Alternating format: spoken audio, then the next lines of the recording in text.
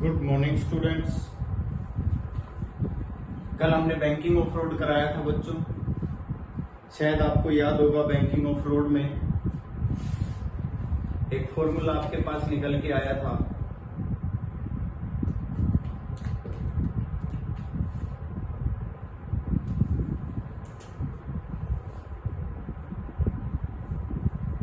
एक बार डिस्कस करते हैं।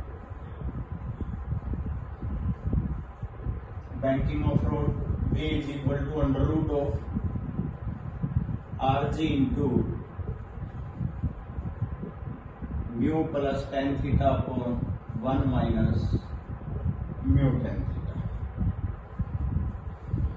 ये फॉर्मूला फाइंड आउट हुआ था हमारा, आप सभी को याद भी होगा।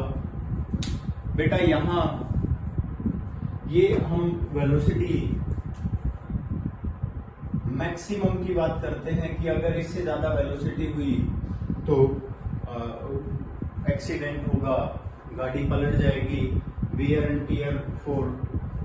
उसके लिए हम V maximum under root of R G mu plus tan theta upon 1 minus mu tan theta रखते हैं।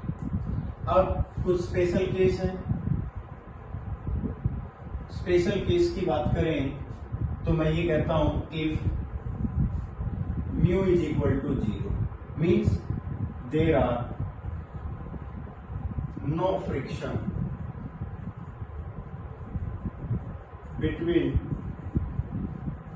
road and tire। जो रोड और टायर है उसके बीच में कोई फ्रिक्शन नहीं है। वैल्यू पुट करेंगे तो जो V मैक्सिमम आएगा बेटा आपके पास under root of RG tan, क्योंकि हमने म्यू की वैल्यू को 0 पुट कर दिया। म्यू की वैल्यू को 0 पुट करेंगे तो हमारे पास under root of R G tan theta आ जाएगा। समझ आ गया। इस केस में ये कहता है कि what is the angle of banking of road.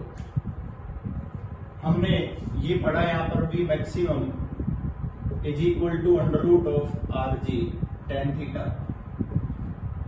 Theta is angle of banking of road. आप जो यहां पर थीटा ले रहे हो वो क्या है? Angle of banking of road है। हमने क्या किया, V square is equal to क्या हो गया, R G tan theta. Tan theta is equal to V square upon R G and theta is equal to tan inverse V square upon R G. ये आपके पास angle of banking of road आ गया। क्या आ गया भाई? Angle of banking of road. तो ये हम बैंकिंग ऑफ रोड पढ़ रहे थे। हमने कहा था कि हम रोड को की जो आउटर एज है, कर्व रोड की जो आउटर एज है उसको इनर एज से ऊपर उठा देते हैं। तो कितने एंगल से उसको उठाना है वो आपके पास थीटा है। समझ आ गया भाई? तो बैंकिंग ऑफ रोड में बस इतना ही है। अगला बेटा जो हमारा टॉपिक है वो है बेंडिंग ऑफ साइक्लिस्ट। क्या है भाई? Bending of cyclist.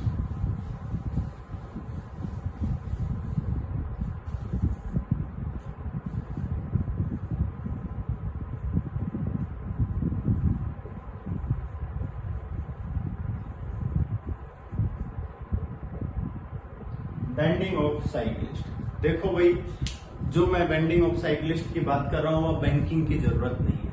जब हम साइकिल चलाते हैं, बाइक चलाते हैं, तो बाइक और साइकिल को तो जब हम टर्न कराते हैं तो हम अपने आप ही झुका लेते हैं, हम उसको बेंड कर देते हैं। तो जो बेंड कर रहे हैं वो कितने एंगल से बेंड कर रहे हैं वो डिपेंड करता है कि आपकी बाइक या आपकी जो साइकिल है उसकी स्पीड क्या है, आप उसका टर्न कितना ले रहे हो, आपका जो सर्कुलर पाथ है उसकी रेडियस क्या है, इन सब पॉइंट्स पर डिपेंड करता है। तो देखिए बेटा, बेंडिंग ऑफ साइक्लिस्ट के लिए हम सबसे पहले डायग्राम से शुरू करते हैं।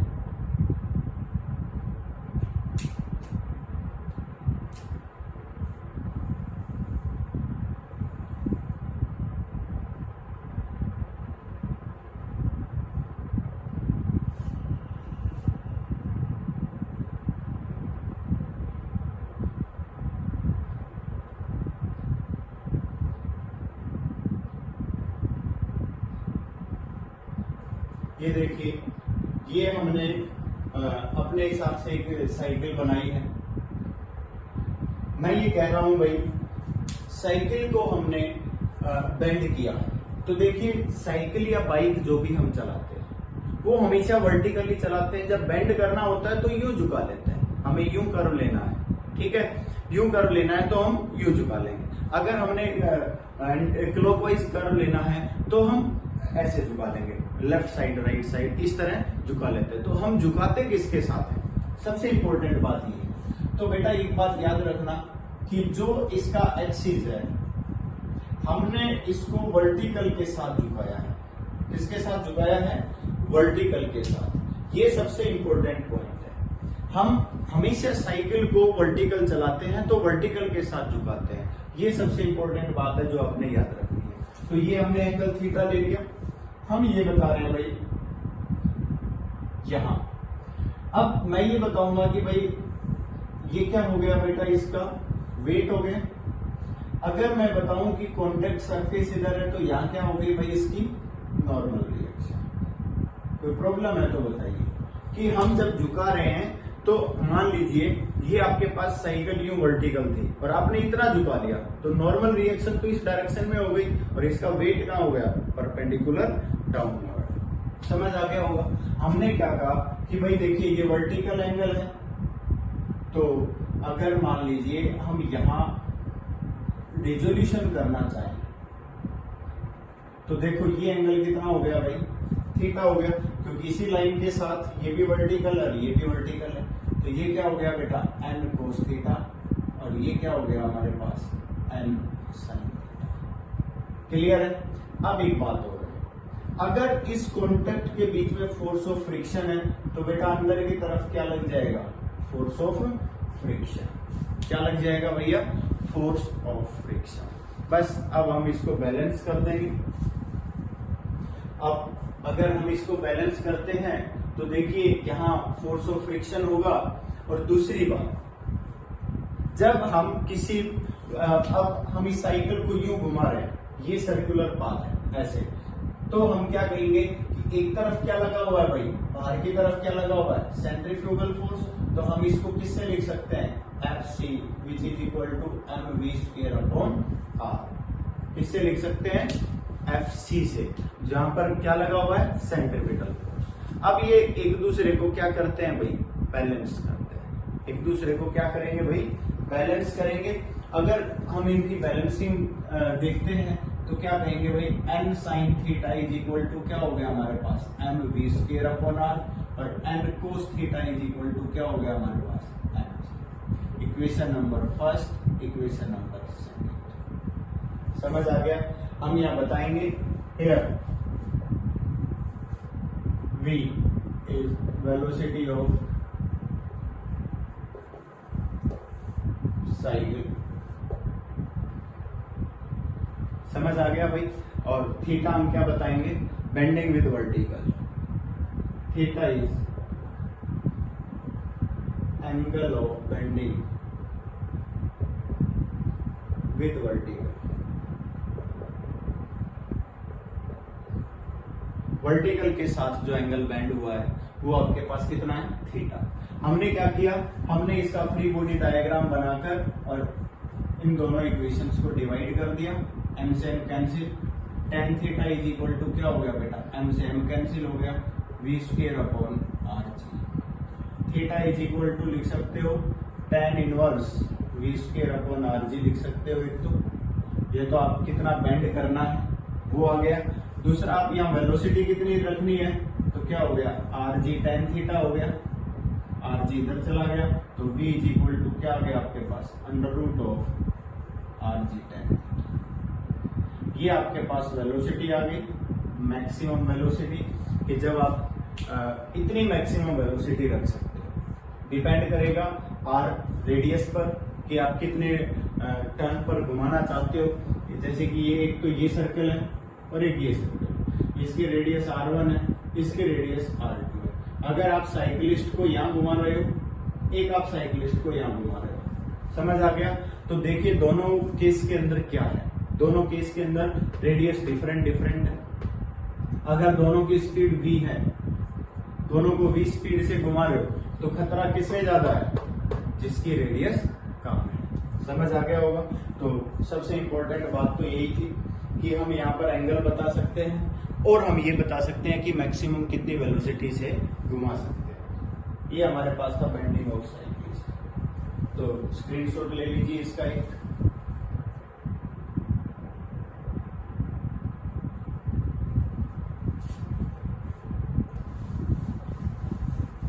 अब सर्कुलर मोशन का एक पार्ट और है, कोनिकल पेंडुलम और वर्टिकल सर्कुलर मोशन।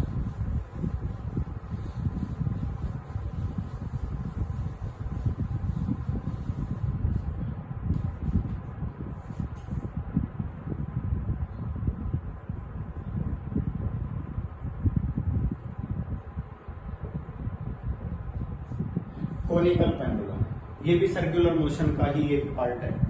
अब कोनिकल पेंडुलम के अंदर मैं आपको बताता हूं भाई, हम क्या करेंगे, एक फिक्स पॉइंट ले लेते हैं। देखिए क्या किया हमने, यहाँ एक फिक्स पॉइंट लिया, एक स्ट्रिंग की जो लेंथ है इसको L बता दिया हमने, और यहाँ एक ऑब्जेक्ट जिसका मास M, ये हमने यहां पर लटका दिया। क्लियर?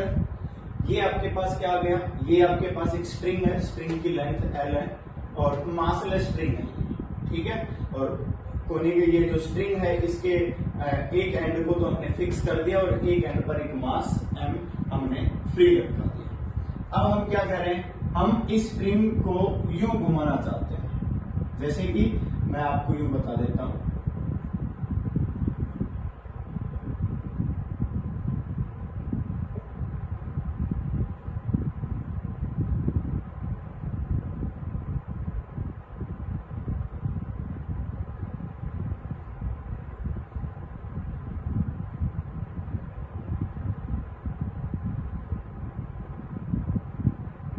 देखिए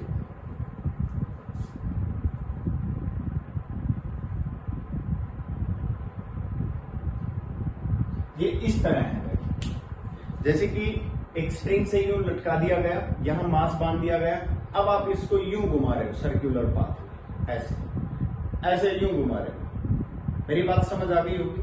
आप यूं सर्कुलर पाथ में घुमा रहे हो। आपने कहा कि ये वर्टिकल के साथ कितना एंगल बना हुआ है, थीटा। वर्टिकल के साथ थीटा एंगल बनाया और इसको घुमा रहे हो। तो आप देखिए ये जो मास है ये यहाँ आ गया, तो यहाँ क्या बताओगे, टेंशन। इधर क्या बताओगे भाई, mg, वेट। और जब इसको यूं घुमाया जा रहा है तो क्या हो गया, यहाँ पर एक फोर्स लगा हुआ है। कौन सा फोर्स लगा हुआ है भाई, बोलो। हमने आपसे एक सेंट्रीपिटल फोर्स बताया था, बोलो बताया था कि नहीं। अगर हमने आपसे यहाँ सेंट्रीपिटल फोर्स बताया था तो हम क्या कहेंगे भाई, यहाँ पर क्या लगा हुआ है, सेंट्रीपिटल फोर्स mv²/r। ठीक है, हम इसको v वेलोसिटी से यूं घुमा रहे हैं। कोई प्रॉब्लम है? मैं फिर दोबारा से आपको एक बात बता देता हूं। जैसे कि ये एक स्ट्रिंग है, इसके एक एंड पर हमने कुछ बांध दिया जिसका मास m है। अब हम क्या करेंगे, इसको यूं थीटा एंगल से ले जाएंगे और फिर इसको यूं घुमा देंगे। ये कोनिकल पेंडुलम होता है। क्या होता है ये, कोनिकल पेंडुलम। ये ऐसे यूं घूमेगा, समझ आ गया होगा। तो ये मैं आपको बताना चाह रहा था। अब हमने इसको थीटा एंगल से घुमाया तो ये थीटा एंगल से यूं घूमता रहेगा, ठीक है। तो हमने क्या कहा भाई, यहां टेंशन, यहां हमने क्या किया भाई, रेजोल्यूशन। यहां ये एंगल थीटा है तो ये एंगल भी क्या हो जाएगा, थीटा। तो ये क्या हो गया, टी कोस थीटा, और ये क्या हो गया, टी साइन थीटा। समझ आ गया। एक हो गया हमारे पास टी कोस थीटा और एक हमारे पास क्या हो गया, टी साइन थीटा। यहां देखिए हम क्या कहेंगे बेटा, T cos theta is equal to क्या हो गया हमारे पास, mg, इक्वेशन नंबर फर्स्ट। और इधर हम बात करते हैं तो T sine theta is equal to क्या हो गया हमारे पास, mv²/r, इक्वेशन नंबर सेकंड। यहां तक समझ आया हो तो बताइए। दूसरा, आप यहां एक पॉइंट और बता सकते हो। हम ये कह सकते हैं, here pendulum moves with angular velocity omega या सर्कुलेट विद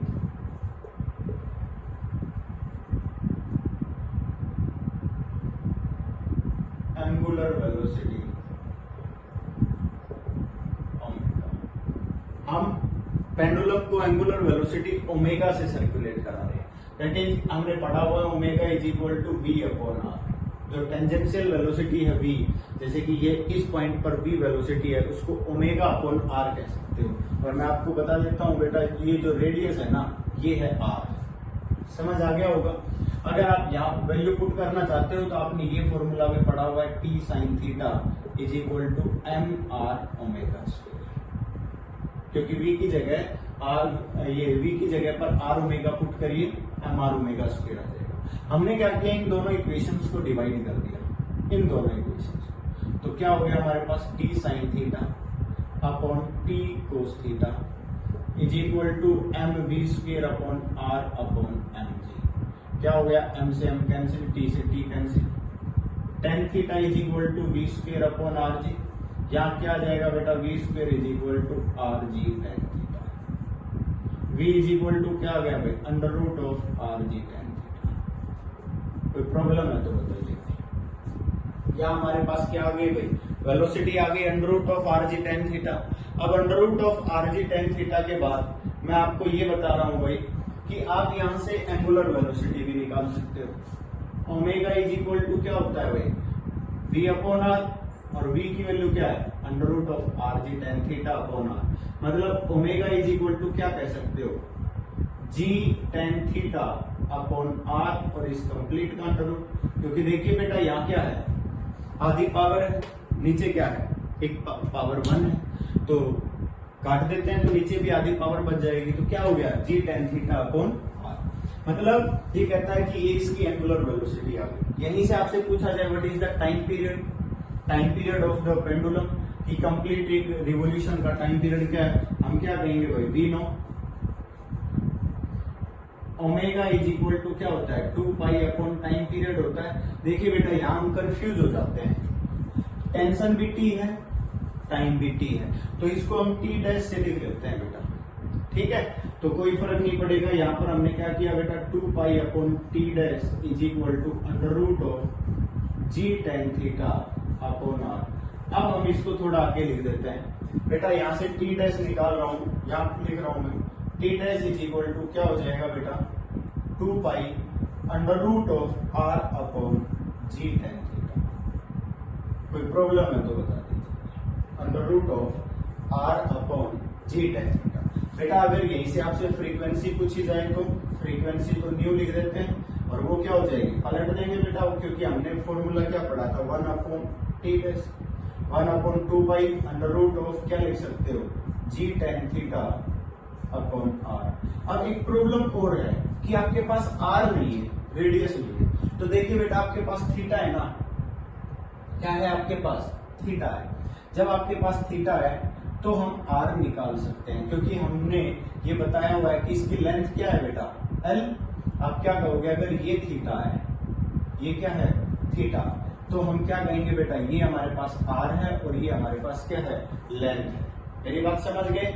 तो अगर हम यहाँ से वैल्यू निकालें तो वैल्यू फाइंड आउट कर सकते हैं। क्या करेंगे भाई, हम ये करेंगे R upon L is equal to, R upon L is equal to क्या आ जाएगा भाई हमारे पास, ये हमारे पास आर है ना, ये हमारे पास क्या है आर, ये हमारे पास क्या है एल। तो क्या होगा, थीटा यहाँ बना हुआ है, तो परपेंडिकुलर अपॉन हाइपोटेन्यूज क्या होता है, साइन थीटा। तो आर इज इक्वल टू क्या हो गया, एल साइन थीटा हो गया। ये वैल्यू यहाँ पुट कर दीजिए, आपने एल मान रखी है, इसकी लेंथ तो हमें मालूम है, तो ये वैल्यू यहाँ पुट करेंगे तो then T dash is equal to 2 pi under root of, इसकी जगह साइन थीटा लिखेंगे तो क्या हो जाएगा बेटा, एल कोस थीटा बाई जी। करके देख लीजिए बेटा, यहाँ साइन थीटा पुट करोगे, ये साइन अपॉन कोस होगा, कोस ऊपर चला जाएगा, मैंने सीधा लिख दिया। और फ्रीक्वेंसी का फॉर्मूला क्या लिखेंगे, 1 upon 2 pi under root of G upon L cos theta.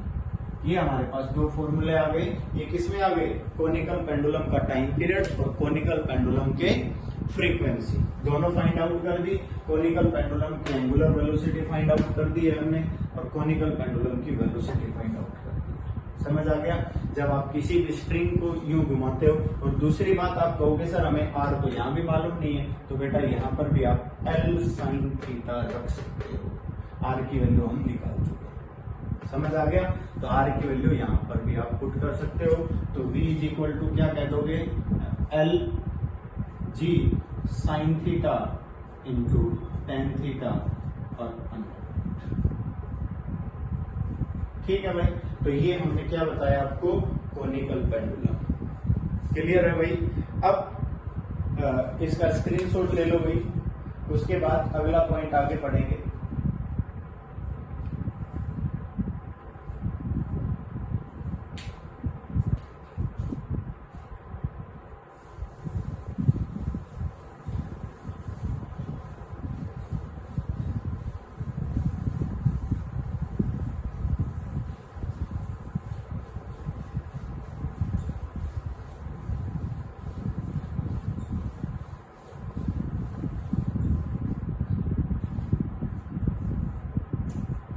एक आता है बेटा, नाम सुना होगा आपने, डैथवेल और रोटर। देखिए बेटा, डैथवेल और रोटर। रोटर का मतलब होता है जो यूं घुमाता है। डैथवेल मौत का कुआं आप सर्कस वगैरह में देखते हैं, वहां पर बाइक घुमाई जाती है डैथवेल के अंदर बहुत स्पीड से, या कार को घुमाया जाता है। तो वो क्या है, किस बेस पर काम करता है? बेटा वो सर्कुलर मोशन का ही पार्ट है। किसका पार्ट है? सर्कुलर मोशन का। क्या होता है कि एक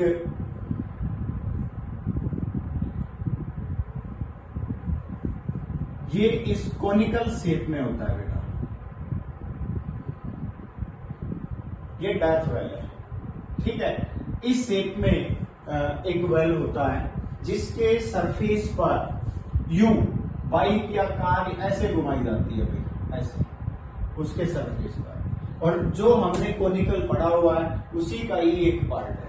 जब बेटा आप यहां ऐसे घुमा रहे हो, यूं घुमा रहे हो, तो जब आप यहां पर हो तो बेटा नॉर्मल रिएक्शन कहां लगी? यहां लगी। अब क्या कहोगे? यहां से सेंट्रीफ्यूगल फोर्स कहां लगा? बाहर की तरफ। कितना लगा? mv²/r।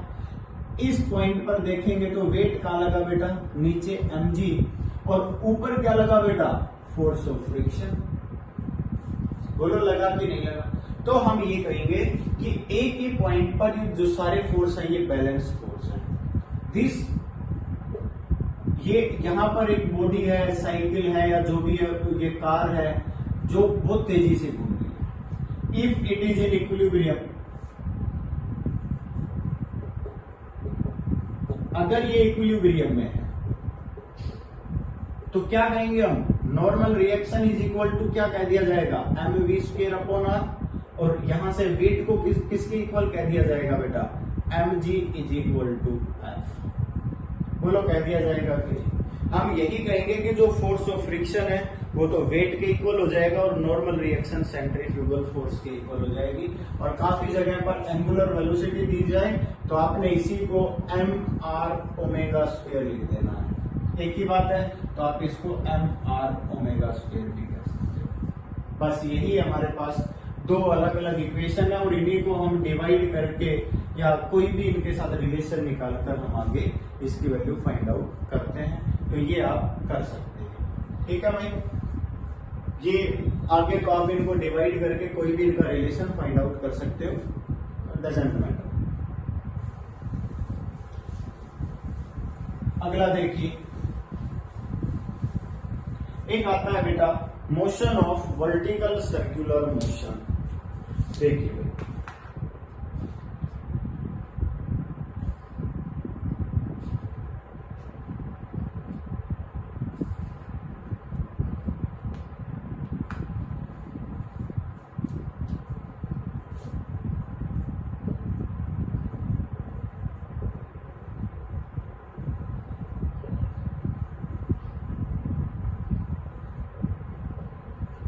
Motion in a vertical circle.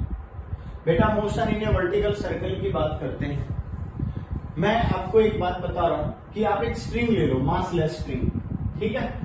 अब उस स्ट्रिंग के एक एंड पर आप कोई भी एक ऑब्जेक्ट बांध लो जिसका मास m है, या एक पत्थर बांध लीजिए, एक स्टोन बांध लीजिए, ठीक है, एक एंड पर। दूसरे एंड को अपने हाथ में पकड़ लो और अब आप उसको यूं घुमाओ वर्टिकली।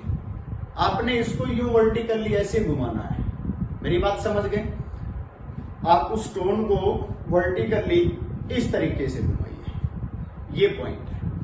अब जब आप उसको वर्टिकली घुमा रहे हैं तो यहां पर वेरिएबल वेलोसिटी होगी, वेरिएबल वेलोसिटी। जो इसके मेन पॉइंट्स हैं वो ज्यादा इंपॉर्टेंट है। पहला पॉइंट तो क्या होगा उसमें, variable velocity at every point of circle.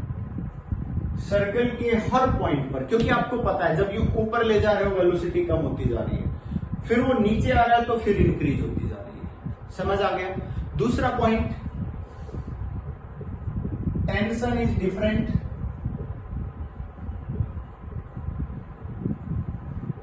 At every point of the circle.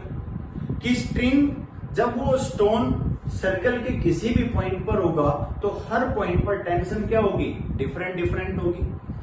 तीसरा पॉइंट जो आपसे पूछा जाएगा, what is the condition of change its path, कि वो अपना पाथ किस कंडीशन पर चेंज करेगा या किस तरह से वो अपना ऑसिलेशन करेगा। Condition of oscillation and looping, ये पूछा जाएगा। कंडीशन ऑफ ऑसिलेटिंग या फिर कंडीशन ऑफ लूपिंग, या फिर आपसे पूछा जाएगा condition of changing its path या changing condition of leaving circular path.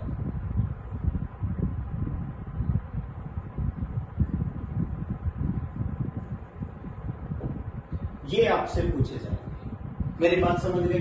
आपसे ये सारे पॉइंट पूछे जाएंगे जो कि डिफरेंट डिफरेंट है। देखिए आपने कहा ये एक, मैं ये कहता हूं कि ये सेंटर है, ये स्ट्रिंग की जो लेंथ है वो L है, ये स्टोन जिसका मास M है, इसको सर्कुलर पाथ में घुमाया जा रहा है यूं, ऐसे हो गया। यू सर्कुलर पाथ में ऐसे घुमाया जा रहा है, ये ऐसे यूं घूम के जा रहा है। मेरी बात समझ गए होंगे।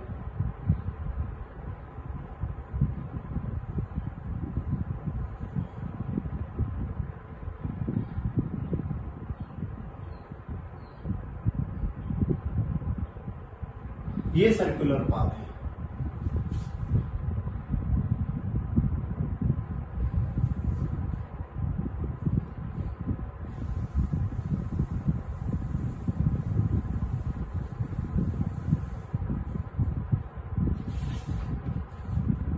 ये समझना है। अब देखिए जो आप समझना चाहते हो उसमें क्या क्या है। मैं ये कहता हूं कि मान लीजिए आपने ये कहा कि यहां पर P पॉइंट है। अब वो जितने भी पॉइंट हमने लिखे थे वो सारे हम फाइंड आउट करेंगे। अब क्या कहोगे भाई, स्ट्रिंग पर क्या लगी हुई है, टेंशन। यहां क्या लगा हुआ है भाई, वेट। और अगर ये सर्कुलर पाथ में घूम रहा है, ये P पॉइंट है, तो आउटसाइड डायरेक्शन में क्या लगा हुआ है, सेंट्रीफ्यूगल फोर्स mv²/r। सॉरी, क्या यहां तक समझ आया? ठीक है भाई, mv²/r क्लियर है।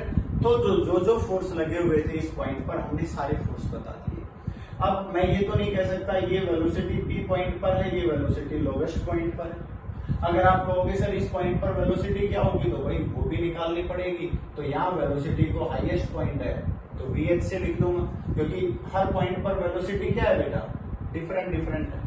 मैं ये कहता हूं कि मान लीजिए ये एंगल थीटा है, ये एंगल क्या है, थीटा। तो बेटा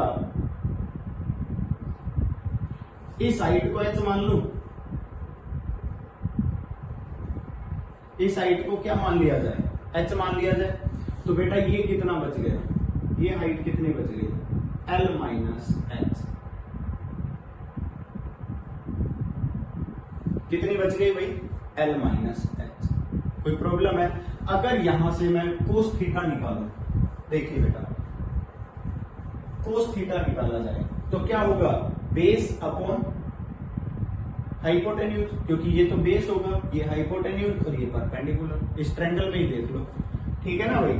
तो ये जो ट्रायंगल है, इस ट्रायंगल में देखिए ये लोवेस्ट पॉइंट, ये पी पॉइंट और ये क्या हो गया, ओ पॉइंट। तो हमने कह दिया triangle O L P cos theta होगा L minus H upon L, क्या हो गया 1 माइनस एच अपॉन एल। एक तो ये हो गया, ये लिख सकते हो आप। दूसरा आपसे ये पूछा जाए, मान लीजिए आपसे ये पूछा जाता है कि यहां से एल माइनस एच की वैल्यू निकाल दीजिए, तो वो भी आप फाइंड आउट कर सकते हो, ठीक है। चलो देखिए, तो अगर एल माइनस एच पूछा जाए, L minus H is equal to L cos theta हो गया, एच निकाला जाए तो एच उधर चला गया, तो L minus L cos theta is equal to H, L common ले लिया 1 minus cos theta is equal to H. एक ये भी एच पूछा जाए तो एच भी आप निकाल सकते हो। पहला, ये तो कुछ कंडीशंस हैं, इक्वेशंस हैं, मैं लिख रहा हूं, इनका हम लास्ट तक यूज करते रहेंगे, बस और कुछ नहीं है। चलो, अब मैंने ये कहा कि ये टेंशन है, बेटा टेंशन के रिजोल्यूशन कर दीजिए। ये एंगल क्या हो जाएगा, थीटा। टेंशन के रिजोल्यूशन करेंगे, ये थीटा है तो इधर भी थीटा हो जाएगा, तो ये क्या हो गया, टी कोस थीटा, और ये क्या हो गया, टी साइन थीटा। मेरी बात समझ आ गई होगी, T cos theta and T sine theta, resolution हो गए, क्लियर है। और दूसरी बात, अगर हम मान लीजिए टेंशन के रिजोल्यूशन ना करें और एक्सिस सर्कुलर पाथ के अलोंग ले, तो जरूरी नहीं है फिर हम टेंशन के रिजोल्यूशन करें। मैं यहां बता देता हूं आपको, क्योंकि दोनों मेथड है। Axis takes along circular motion, जो सर्कुलर मोशन लिया हुआ है ना उसकी अलोंग एक्सिस लेंगे, तो बेटा ये एक्सिस हो गई ना ऐसे, तो हम mg sin थीटा इसके रिजोल्यूशन कर देते हैं बेटा, समझ गए कि नहीं। तो हम क्या कहेंगे बेटा, इधर तो क्या लगा mg cos थीटा, और दूसरा कंपोनेंट तो इधर आएगा, यहां क्या लगा mg sin थीटा। हम कहेंगे then mg can be resolve, क्योंकि मैं आपको बताता हूं कि बेटा ये सर्कुलर पाथ है, मान लीजिए, तो आप इसके एक्सिस बनाओगे तो ये बनाओगे ना, एक्स एक्सिस वाई एक्सिस। अब आपने कहा कि वेट हमारा इधर है mg, ये एंगल थीटा है, तो ये क्या बना mg कोस थीटा, ये क्या बना mg साइन थीटा। समझ आ गया होगा, क्योंकि आप सर्कुलर पाथ के अलोंग ले रहे हो एक्सिस, जो हमने ये दिखाया, ये इंपॉर्टेंट पॉइंट है, ठीक है। तो आपने mg के रिजोल्यूशन कर दिए, एक तो क्या लिखा mg cos theta x away from centre, देखिए ध्यान से, सेंटर से बाहर की तरफ लग रहा है, और mg cos थीटा लग रहा है ना, दूसरा mg sin theta x opposite to velocity, ध्यान से देखिए, अपोजिट टू वेलोसिटी, जहां वेलोसिटी लग रही है उससे कहां लग रहा है, अपोजिट डायरेक्शन में लग रहा है। कोई प्रॉब्लम है तो बता दीजिए जी, ठीक है भाई। अब हमने इसके रिजोल्यूशन कर दिए, तो मैं यहां इक्वेशन और बना देता हूं बेटा, देन बनाओ भाई इक्वेशन। बेटा टेंशन के लिए इक्वेशन बनाएंगे, टेंशन अंदर लग रही है, mg cos थीटा और mv स्क्वायर अपॉन r, ये दोनों फोर्स बाहर लग रहे हैं। हम क्या कहेंगे, then t is equal to mg cos theta plus mv square upon r। हम क्या कहेंगे, T is equal to M G cos theta plus M V square upon R. यहां तक समझ आ गया होगा। मैंने यहां इस इक्वेशन को एक्सप्लेन किया है और मैं यहां पर क्या कहूंगा भाई, this is necessary when centrifugal force acting on them then tension is equal to sum of both forces. मेरी बात समझ गए होंगे कि जो टेंशन है वो इन दोनों के सम के इक्वल है। अगर आप कहोगे कि इन दोनों का सम अगर ग्रेटर हो गया तो क्या होगा, स्ट्रिंग टूट जाएगी बीच में से, टेंशन कम हो जाएगी। और अगर टेंशन की वैल्यू ग्रेटर शो कर दी आपने, इसका मतलब वो अंदर की तरफ चली जाएगी, लेस देन जीरो तो हो ही नहीं सकती। मेरी बात समझ गए कि नहीं? तो ये हमारे पास एक इक्वेशन और आ गई है, इसको हमने रखा इक्वेशन नंबर 7। क्लियर? एक इक्वेशन और मैं आपको बता रहा हूं यहीं पर। मान लीजिए यहां इनिशियल वेलोसिटी u है और यहां वेलोसिटी v है, तो आप क्या कहोगे भाई, कितनी हाइट पर चला गया, h हाइट पर चला गया, हम क्या कहेंगे, energy at point L is equal to energy at point P। जो एनर्जी है वो लोवेस्ट पॉइंट पर और P पॉइंट पर सेम है। क्यों? क्योंकि यहां वेलोसिटी कम ज्यादा थी, जितना ऊपर जाता जा रहा है वेलोसिटी चेंज होती जा रही है, कम होती जा रही है। अगर वेलोसिटी कम होती जा रही है तो हम ये थोड़ी कहेंगे काइनेटिक एनर्जी डिक्रीज हो गई, हम कहेंगे काइनेटिक एनर्जी में कन्वर्जन हो गया। क्यों? क्योंकि यहाँ पोटेंशियल एनर्जी कम है और यहाँ पोटेंशियल एनर्जी ज्यादा है। ठीक है, हम ये कहेंगे kinetic energy at lowest point, potential energy at lowest point is equal to kinetic energy at P point plus potential energy at P point. समझ आ गया? अब हमने क्या कहा, काइनेटिक एनर्जी क्या होती है, हाफ एम वी स्क्वायर। भाई इनिशियल लोवेस्ट पॉइंट पर u है, पोटेंशियल mgh, यहाँ तो कोई हाइट ही नहीं है, लोवेस्ट पॉइंट है, is equal to kinetic energy half M V square, final v ले रखी है हमने P पर, प्लस mgh। h हाइट पर पहुंच गया, यहाँ इस लेवल से h हाइट पर है, देखिए हमने पहले ही शो करके दिखा रखा। अब क्या हो गया बेटा, 2 उधर लेकर जाओ, एलसीएम लेने के बाद m से m कट ही जाएगा दोनों तरफ है, क्या बच गया, u square is equal to v square plus 2gh, v square is equal to u square minus 2gh। ठीक है भाई, कोई प्रॉब्लम है तो बता दीजिए। ये हमारे पास वैल्यू आ गई, या हमने v की वैल्यू निकालनी है तो अंडर रूट की टर्म में आप लिख सकते हो। क्लियर? अब ये 3 इक्वेशन आपके पास आ गई है। ठीक है, इसको मैं इक्वेशन नंबर, ये इक्वेशन नंबर 3 और इसको इक्वेशन नंबर मैंने 4 रख दिया। क्लियर? अब हम शुरू करते हैं। मैं ये कहता हूं सबसे पहले कंडीशन फॉर लूपिंग। किसकी बात कर रहा हूं मैं? Condition for looping.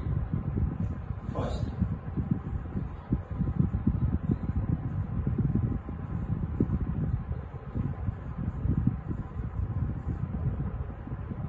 हम लूपिंग कंडीशन की बात करते हैं। अगर हम लूपिंग कंडीशन की बात करते हैं तो मैं ये कह रहा हूं कि अगर हम ये कहें कि कंप्लीट लूप बननी चाहिए, मतलब पूरा सर्कल यूं घूम के आना चाहिए। मेरी बात समझ गए?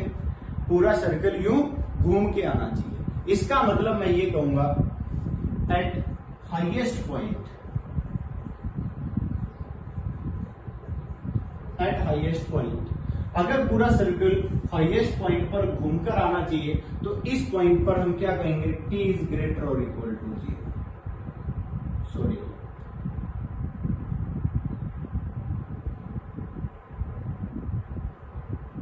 क्लियर? कि जो ये टेंशन है ना, जैसे कि ये पॉइंट है, तो जो टेंशन लग रही है अंदर की तरफ लगती है टेंशन, तो भाई यू लगेगी ना, किसी भी पॉइंट पर लोगे तो अंदर की तरफ है, तो ये वैल्यू क्या होनी चाहिए, ये वैल्यू लेस और इक्वल टू 0 होनी चाहिए। कि अगर ये लेस है तो ये ऊपर की तरफ खिंचा हुआ रहेगा, वरना यू ऊपर जाते ही आपके सिर पे आप गिरेगा। मेरी बात समझ गए? और इस कंडीशन में देखा जाए तो ये थीटा कितना पहुंच गया, 180 डिग्री, और क्या कह सकते हो, पाई कह सकते हो। मेरी बात समझ गए कि नहीं? थीटा 180 कह सकते हो और क्या कह सकते हो, पाई कह सकते हो। Here theta is equal to 180 degree. Highest point पर थीटा क्या हो गया 180 डिग्री हो गया, तो हमने इसको हाईएस्ट पॉइंट कह दिया, टी एच से लिख दिया। यहाँ 180 पुट करते हैं तो क्या आता है भाई, T is equal to sorry ये हाईएस्ट पॉइंट पर टेंशन क्या बता दी हमने 0 is equal to M G cos 180 degree plus M, highest point पर वेलोसिटी क्या ली हुई है V H square upon R. बेटा देखिए m कैंसिल हो जाएगा क्योंकि राइट साइड 0 कोस 180 क्या होता है -1, तो क्या हो जाएगा 0 is equal to minus G plus V H square upon R, minus G को इधर लेकर आओ तो V H square is equal to R G, और V H is equal to क्या आ गया under root of R G. Means आप ये कह सकते हो कि जो हमने ये ग्रेटर और इक्वल टू बोला है, क्या बोला है हमने, ये ग्रेटर और equal to V H is greater और equal to under root of R G होना चाहिए। ग्रेटर और इक्वल टू क्या होना चाहिए under root of R G, जिसकी बात हम कर रहे हैं। ये जो हमने लिखा है ये 0 लेस और इक्वल टू 0 होना चाहिए, तो हमने कह दिया 0 इज लेस और इक्वल टू दिस, और हमने ये कंडीशन बता दी जो वी एच की वैल्यू है वो क्या होनी चाहिए ग्रेटर और equal to under root of R G. समझ आ गया। और दूसरी बात, जब हमारे पास वी एच आ गया तो वी एच की वैल्यू को तो यहां भी पुट कर सकते हैं, मेरी बात समझ गए। वी एच की वैल्यू को यहां पुट करेंगे तो हम क्या निकाल सकते हैं, इनिशियल वेलोसिटी भी फाइंड आउट कर सकते हैं, मेरी बात समझ गए। या हमारे पास वेलोसिटी आ गई।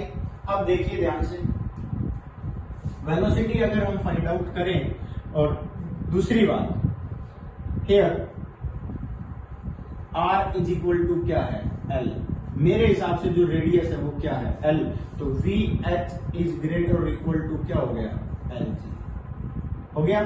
दूसरी बात मैं आपको ये बताना चाह रहा हूं कि अगर हम यहां वी एच इस फॉर्मूले से फाइंड आउट करना चाहें, क्योंकि यहां जिसकी बात कर रहे हैं हमने जो ये फॉर्मूला लिखा है वो किसके अलोंग लिखा है भाई, हम ये बताना चाहते हैं कि अगर यहां से लोवेस्ट पॉइंट की वेलोसिटी फाइंड आउट करें तो क्या आएगी। उस कंडीशन में सबसे पहले स्क्रीनशॉट ले लीजिए, इन इक्वेशंस का मैं यूज करता रहूंगा, आपको पता चलता रहेगा।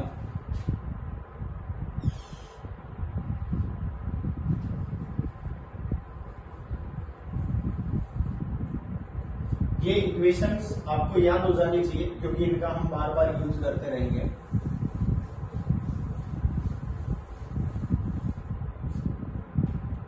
चलो देखिए, अब मैंने क्या कहा कि अगर इसकी वैल्यू को यहां पुट किया जाए तो क्या होगा भाई, V square minus U square is equal V square is equal to U square minus 2gh लिखा हुआ है, बोला है कि नहीं, कि अगर हम यहां देखें कि यू स्क्वायर की वैल्यू निकालें इज इक्वल टू क्या हो गया भाई वी स्क्वायर प्लस 2gh। भाई एट हाईएस्ट पॉइंट की बात करें टू द लोवेस्ट पॉइंट तो क्या होगा, हम क्या कहेंगे हाईएस्ट पॉइंट पर वेलोसिटी वीएच है, हाईएस्ट पॉइंट पर ये हाइट कितनी है बेटा 2l है, और ये क्या है लोवेस्ट पॉइंट है, तो लोवेस्ट पॉइंट पर तो इनिशियल वेलोसिटी निकालेंगे तो UL square is equal to VH, हमने अभी अभी निकाला अंडर रूट ऑफ क्या है एलजी, और ये भी उससे ग्रेटर और इक्वल होना चाहिए, तो हम इसको क्या कह सकते हैं ग्रेटर और इक्वल प्लस 2gh क्या है आपके पास 2l है, और ये v स्क्वायर है तो इसको क्या लिख दिया हमने होल स्क्वायर, तो वी एल स्क्वायर सॉरी बेटा यू एल स्क्वायर ग्रेटर और इक्वल टू क्या आ गया बेटा एल जी प्लस 4gl, तो कितना आ गया 5gl, means U L lowest point के लिए क्या कहेंगे हम ग्रेटर और equal to under root of 5gl, मतलब जो आपकी इनिशियल वेलोसिटी है जो आप यू एल की बात कर रहे हो ये 5gl अंडर रूट होनी चाहिए ग्रेटर और इक्वल टू, और हाईएस्ट क्या हो जाएगी अंडर रूट ऑफ gl। कोई प्रॉब्लम है तो बताइए। तो कंडीशन ऑफ लूपिंग, जो लूपिंग कंडीशन है उसमें आपको पता हो गया होगा कि लूप की कंडीशन उस केस में आएगी जब हमारी इनिशियल वेलोसिटी क्या हो जाए ग्रेटर और इक्वल टू 5gl, 5gl के या तो इक्वल हो जाए या फिर उससे ज्यादा हो जाए। समझ आ गया होगा, ये काफी इंपॉर्टेंट पॉइंट था, समझ आ गया, क्लियर है। अब दूसरा मैं आपको बता रहा हूं कंडीशन ऑफ लिविंग सर्कल, ये नोट कर लीजिए।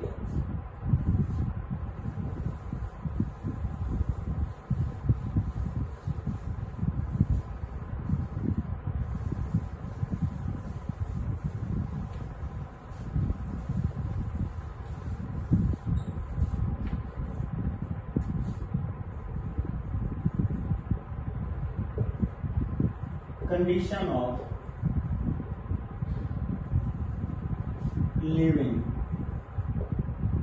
सर्कल, ध्यान से देखिए कंडीशन ऑफ लिविंग सर्कल क्या होता है।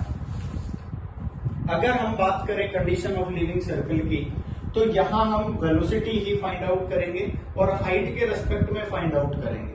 हम क्या चाहते हैं कि एक ऐसा पॉइंट जहां पर टेंशन की वैल्यू, मतलब हाईएस्ट पॉइंट पर टेंशन क्या हो जाए, जीरो।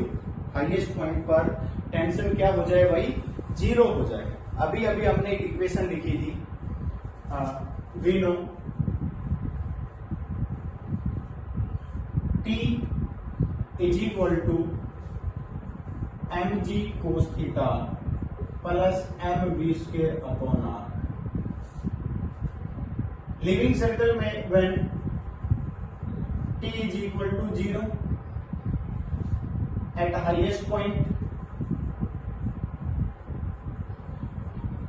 अगर हाईएस्ट पॉइंट पर या किसी भी पॉइंट पर, जरूरी नहीं है हाईएस्ट पॉइंट, किसी भी पॉइंट पर T is equal to 0 at any point,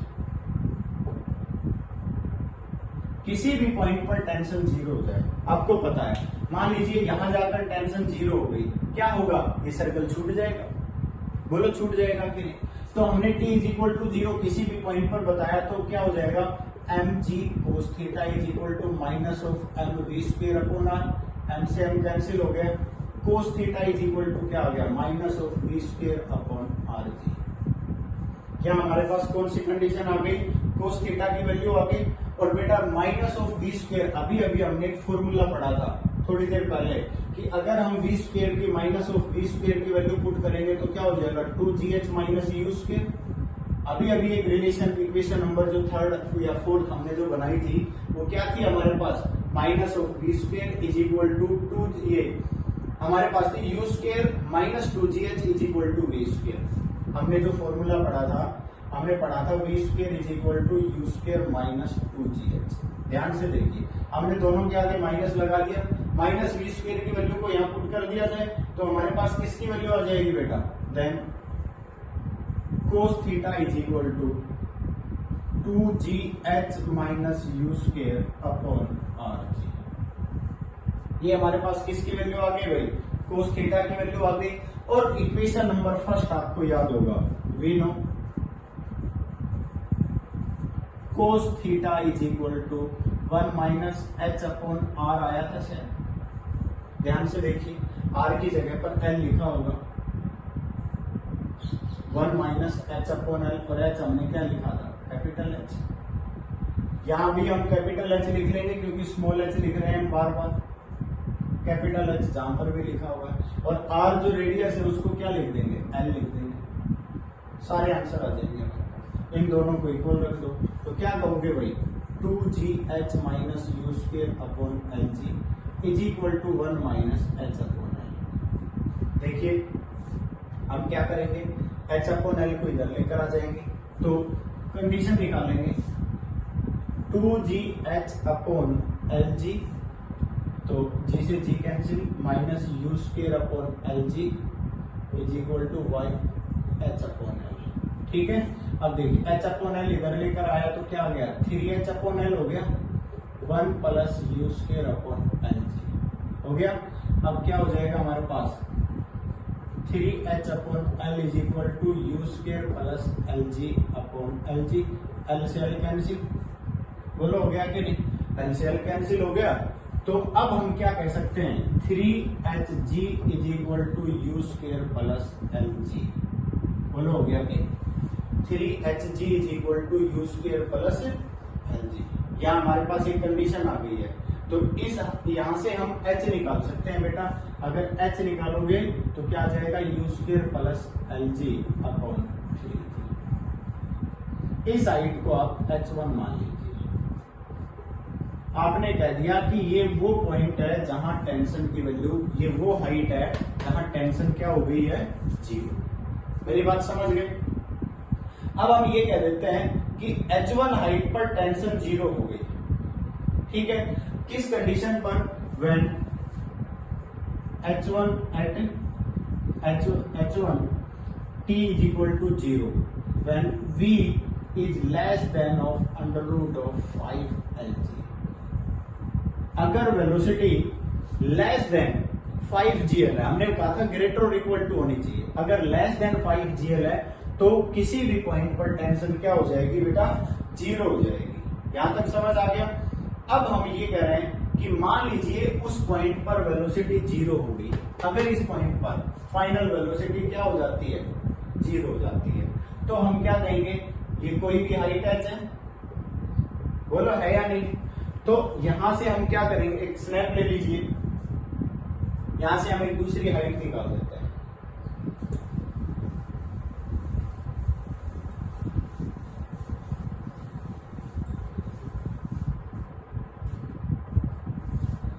At that point, velocity becomes 0.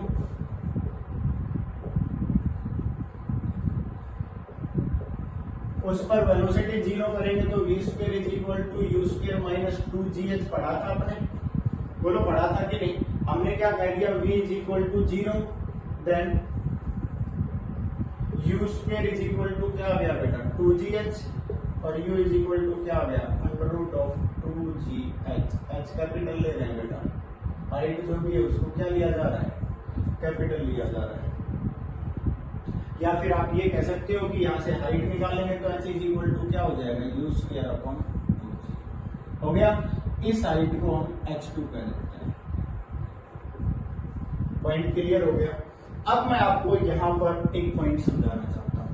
हमने ये कहा, हमने दो अलग अलग कंडीशन निकाली। हमने ये कहा कि एक ऐसी कंडीशन है जहां वेलोसिटी 0 हो जाती है, एक ऐसी कंडीशन है जहां टेंशन 0 हो जाती है। हम ये चाहते हैं कि हमारी जो कंडीशन थी वो क्या थी, हम ये चाहते थे कि condition of leaving the circle, ये जो सर्कुलर पाथ है ना, इसको लीव करना है। लीव कब कर सकता है? उस केस में कर सकता है कि यहां पर टेंशन तो 0 हो J, मतलब टेंशन तो वो जो स्ट्रिंग है वो सिमट जाए, बट वेलोसिटी 0 ना हो। समझ आ गया? We know when it leave the circle, then tension is equal to 0 but v is not equal to 0। ये सबसे इंपॉर्टेंट पॉइंट है जो समझना है कि उसकी टेंशन क्या हो जाए, 0 हो जाए, बट वो सर्कल को लीव ना करे। ये सबसे इंपॉर्टेंट पॉइंट है। मतलब हम ये कहेंगे कि जो h1 है ना, जो हाइट है h1 वो लेस देन h2 आ जाए। मतलब जो h1 है, मान लीजिए ये कहता है कि यहां जो हाइट मानी थी यहां तो 0 हो गया था और इस पॉइंट पर टेंशन 0 हो गई। यहां तो वेलोसिटी 0 नहीं है, वेलोसिटी तो यहां जाकर 0 होनी थी, बट यहां पर तो वेलोसिटी 0 नहीं है, तो ये यहां नहीं जाएगा, ये अंदर की तरफ घुस जाएगा। मेरी बात समझ आ गई होगी? हम ये चाहते हैं कि टेंशन 0 हो जाए बट वेलोसिटी 0 ना हो।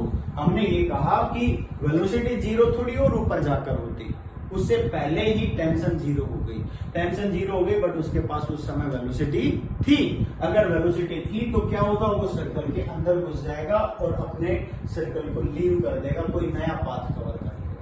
मतलब उस केस में हम क्या कहेंगे, h1 is less than h2 हो जाए। मतलब h1 ये माना था u square plus Lg upon 3g is less than of h2 क्या है हमारे पास, u स्क्वायर अपॉन 2g।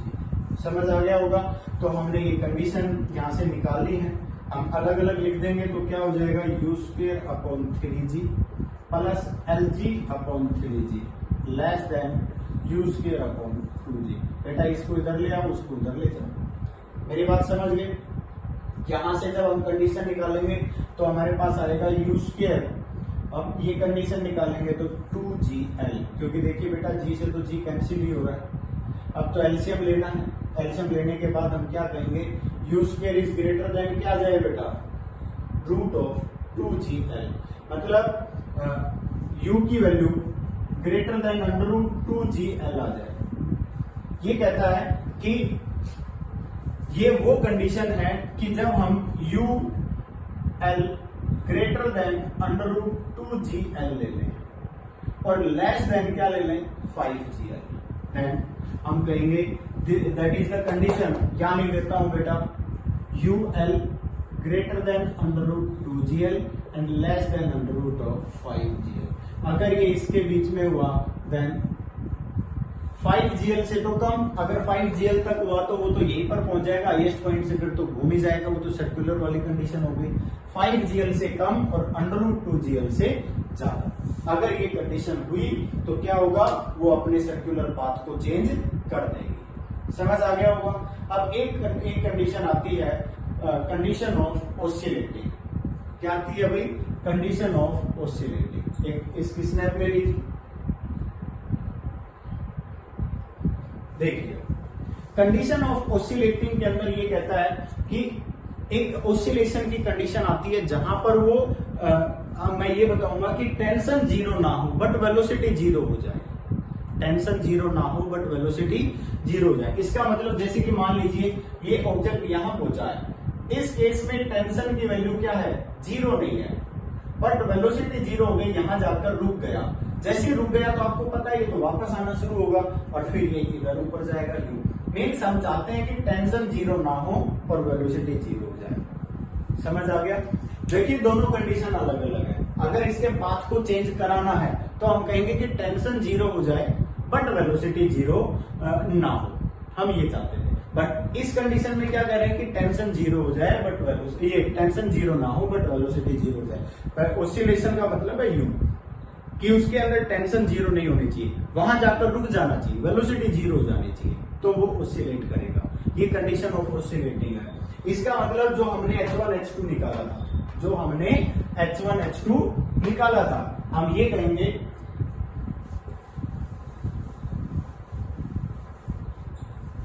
यहां लिख रहा हूं मैं, condition of oscillation, then tension is not equal to zero but velocity is equal to zero। मतलब particle की टेंशन, ये उस स्ट्रिंग की टेंशन जीरो नहीं होनी चाहिए, उस पार्टिकल की वेलोसिटी जीरो हो जानी चाहिए। कहीं भी जाकर रुक जाए तो टेंशन जीरो नहीं है तो फिर वो वापस उसी में ऑसिलेट कर जाएगा। इस कंडीशन में हम क्या कहेंगे, पहली कंडीशन में क्या कहा था, H1 is less than H2। अगर ये है तो हम यहाँ पर क्या कह देंगे, H2 is less than H1, एकदम उल्टा हो जाएगा। H2 is less than H1 कह देंगे। और जब ऐसा होगा तो हम क्या कहेंगे, यहाँ जो वेलोसिटी की वैल्यू आएगी, then velocity is equal to less than under root of GL। मतलब वेलोसिटी जीरो से अंडर रूट GL के बीच में होगी तो ऑसिलेशन होगा। अगर वेलोसिटी 2GL से शुरू होकर less than under root of 5GL होगी तो पाथ को रिमूव करेगा, means change circular path, and velocity is greater और इक्वल टू 5GL होगी, देन मूव सर्कुलर पाथ। समझ आ गया। ये तीन कंडीशन है, फर्स्ट, सेकंड एंड थर्ड। तो ये आपने पढ़ना, ये IIT का क्वेश्चन, IIT टाइप का क्वेश्चन है, IIT में आने वाला है, तो काफी थोड़ा सा लेंथी है, कोई वैसे खास नहीं है। तो इन सर्कुलर मोशन को आप कंप्लीट कवर करना। आज के लिए बस इतना ही। Thank you.